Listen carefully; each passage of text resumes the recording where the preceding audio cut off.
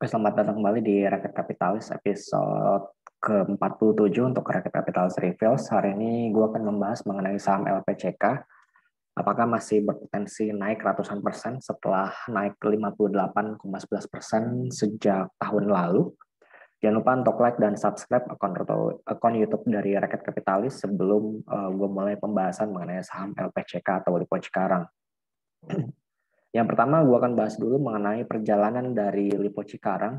Lipo Cikarang ini berasal dari PT Desa Kelap tahun 1987, kemudian berganti nama menjadi Gunung Cermai tahun 1988, kemudian diambil alih oleh Lipo, berganti nama kembali menjadi PT Lipo City Development tahun 92, dan akhirnya berganti menjadi PT Lipo Cikarang dari tahun 95 sampai dengan saat ini. Lipo Cikarang merupakan salah satu development properti kawasan yang terbesar di Indonesia. Selain ada Demas, ada Kija, kawasan industri Jababeka, ada juga dari BEX atau Bekasi Industrial Fajar Estate. Itu LPCK merupakan salah satu yang terbesar di kawasan Indonesia. Dan produk Lipo Cikarang ini yang pertama adalah high-rise building, yakni Meikarta. Kita semua tahu ya, Meikarta terkenal banget beberapa tahun yang lalu, dan ada kabar-kabar tidak sedap juga mengenai Meikarta, salah satunya karena gagal bayar, yang ternyata memang si Lipo ini sudah menguasai porsi sahamnya di perusahaan gagal bayar tersebut. Jadi udah minority, udah 49% kalau nggak salah, dan itu udah dialihin ke perusahaan lain. Yaitu aksi korporasi, ya gue nggak bisa berkomentar mengenai akan hal itu. Dan untuk harga properti di Meikarta sendiri itu berkisar antara 300 juta sampai dengan 1 miliar rupiah.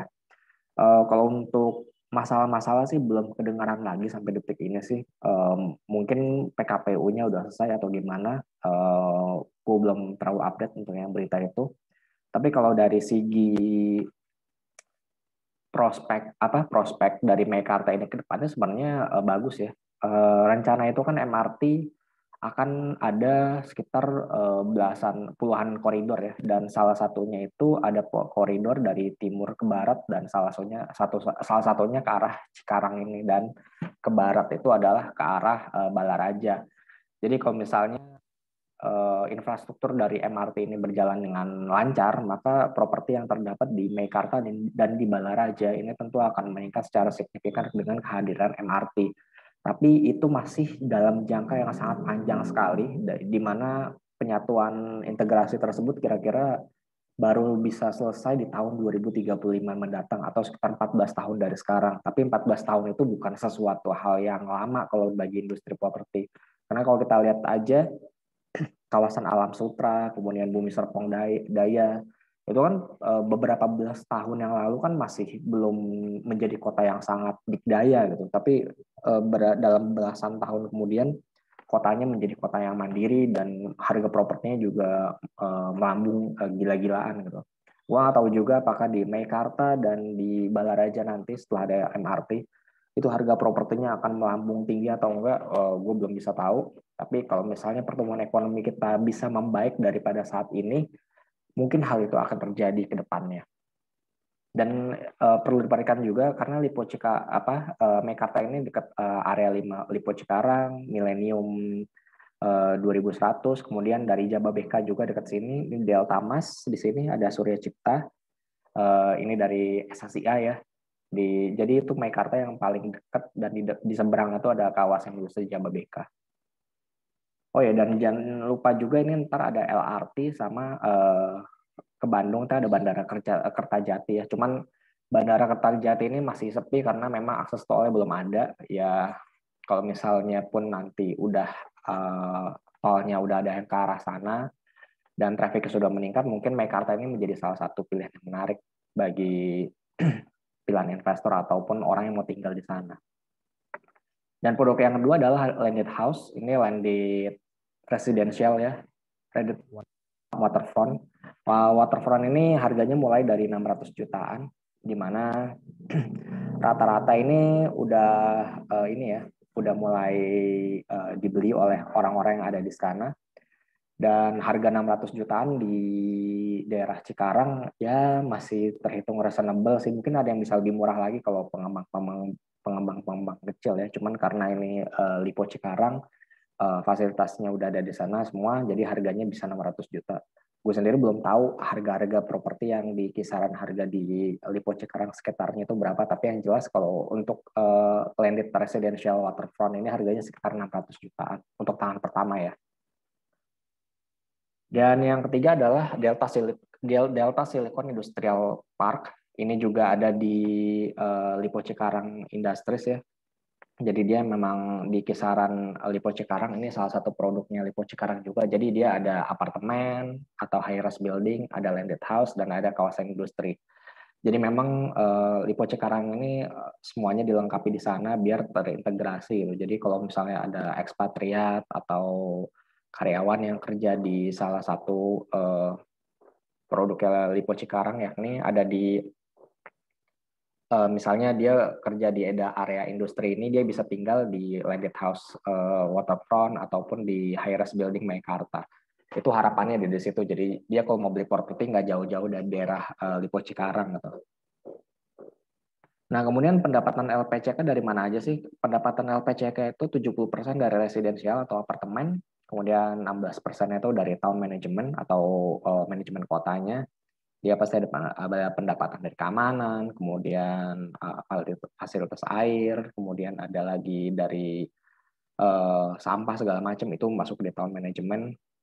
Kemudian ada industrial sales. Industrial sales ini dari Delta Silicon Industrial Park ya.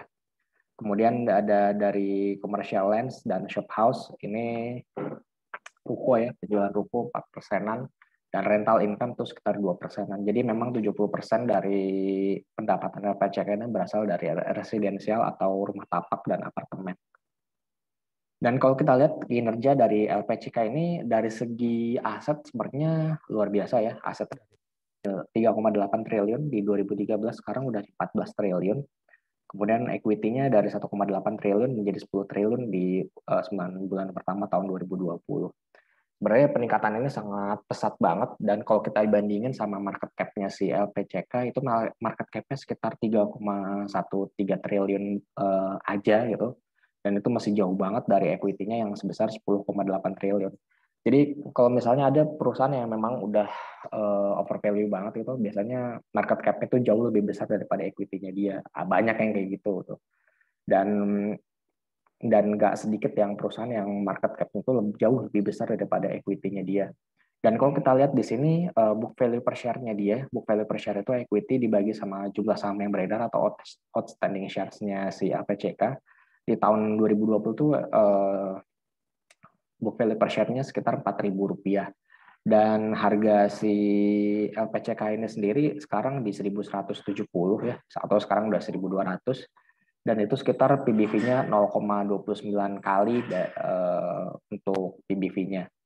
Dan untuk kinerja dari 9 bulan pertama tahun 2020 ini lumayan bagus ya, di mana revenue naik 47%, gross profit naik 52%, operating profit naik 227%, dan net profit-nya itu naik 77%. Jadi memang di tahun 2009 kemarin, 2020 kemarin itu LPCK kinerja sangat bagus, tapi ini baru 9 bulan pertama tahun 2020 tuh, belum kinerja full year-nya si LPCK. Kemungkinan sih kinerja full year-nya LPCK itu akan bagus lagi gitu. Karena mengingat di 9 bulan pertama 2020 aja udah bagus banget, apalagi full year-nya gitu. Yang jadi permasalahannya si LPCK ini adalah di tahun 2021. Karena kinerjanya melonjak secara luar biasa, apakah si LPCK ini mampu mempertahankan kinerjanya di tahun 2021? Misalnya kan udah high base nih. Kalau untuk mencapai kinerja yang luar biasa lagi sih di tahun 2021, revenue-nya, gross profit-nya, net profit-nya harus lebih tinggi lagi daripada tahun 2020 kemarin gitu. Itu yang jadi permasalahan LPCK saat ini. Dan sebenarnya LPCK ini udah mahal atau enggak sih? Kalau kita bandingin sama peers, emang price to book value-nya dari perusahaan kawasan industri ini tergolong rendah sekali ya. Yang 2 kali itu hanya ada emas dengan 2 kali, LPCK 0,3, Kijang 0,6, SSIN 0,5, dan BES 0,3. Dan ini merupakan salah satu yang rendah-rendah banget, di bawah masih di bawah 1 kali, di bawah 1 kali gitu. Dan kalaupun nanti kawasan industri ini biasanya kalau misalnya propertinya bagus atau rebound itu biasa naik semua. Dan kalau misalnya propertinya naik semua ya tentu yang diuntungkan yang PBV-nya paling kecil yakni LPC atau BES. Setahun TIJA juga bakal naik sih atau SSIA juga semuanya akan naik. Cuman kalau kita cari kenaikan yang terbesar ya pasti antara LPCK dan BES. Dan bagaimana untuk kinerjanya di bagaimana untuk teknikalnya teknikalnya dari si LPCK ini sendiri.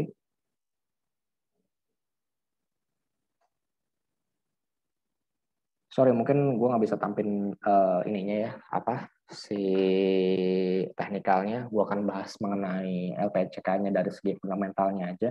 Jadi bagaimana kesimpulannya untuk dari LPCK ini, apakah sahamnya layak dibeli atau enggak?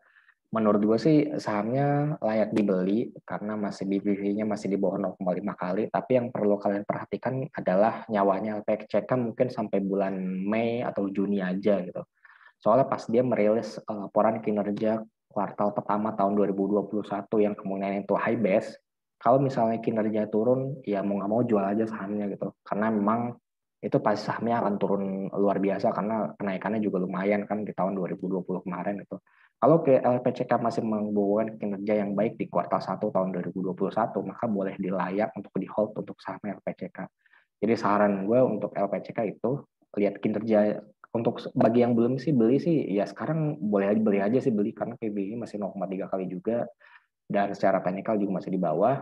Tapi ingat pegangnya juga harus hati-hati juga karena di bulan Mei atau April, Mei, Juni itu kan si LPCK kan ngeluarin rilis laporan keuangan kuartal pertama tahun 2021. Itu kalian melihat baik-baik gimana kinerja dari LPCK. Kalau misalnya naik boleh kalian hold.